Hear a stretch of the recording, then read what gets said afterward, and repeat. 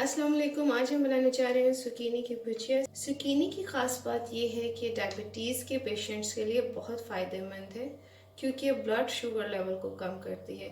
इसके अलावा कोलेस्ट्रॉल को कम करने में भी बहुत हेल्पफुल है। इतने सारे फ़वाइद के साथ सुकीनी बेहद मज़ेदार भी होती है। आइए देखते हैं हम सुकीनी की भुजिया कैसे बनाते हैं।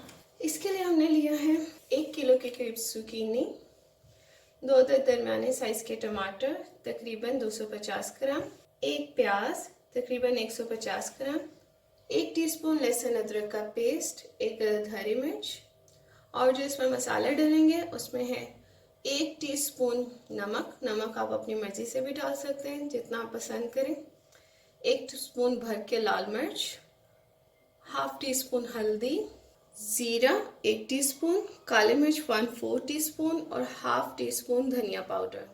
zucchini की हमने कटिंग कर ली। इसको हमने छोटे छोटे टुकड़ों में काटा है और मैंने छिलके के साथ ही इसको काटा है। इसका छिलका उतारने की ज़रूरत नहीं होती क्योंकि इसकी ग़िज़ाइयत कम होने का अंदेशा होता है। प्याज भी हमने बारीक चॉप कर लिया और टमाटर भी चॉप कर लिया। ऑयल गर्म हो चुका है, इसमें हम सबसे पहले ज़ीरा डालेंगे।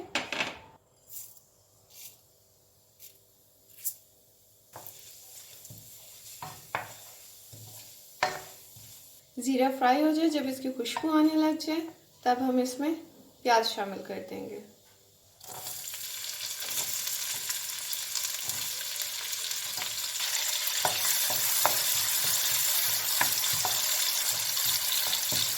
अब हम इसको फ्राई करेंगे जब तक ये थोड़ा सा गोल्डन हो जाए। अब ये प्याज गोल्डन हो चुकी है। अब हम इसमें लहसुन अदरक का पेस्ट डालेंगे।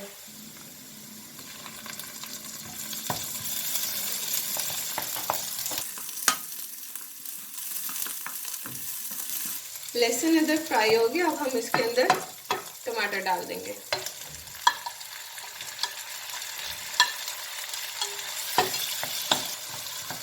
टमाटर डालने के साथ हम इसमें अपने मसाले डालेंगे, नमक, लाल मिर्च और हल्दी पाउडर।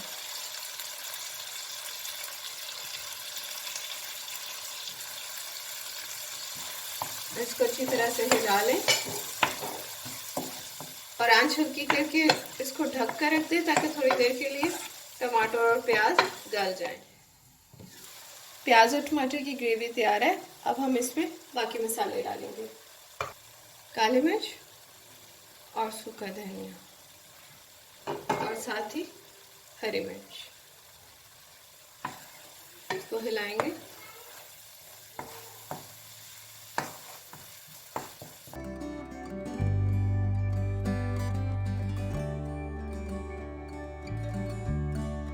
इसको बहुत ज़्यादा भूनने की ज़रूरत नहीं है। अब आपने आंच दरमियानी कर देनी है। हल्की आंच पे हम सुकीनी को नहीं पकाएंगे। सुकीनी हमने डाल दी, अब हम इसको हिलाएंगे।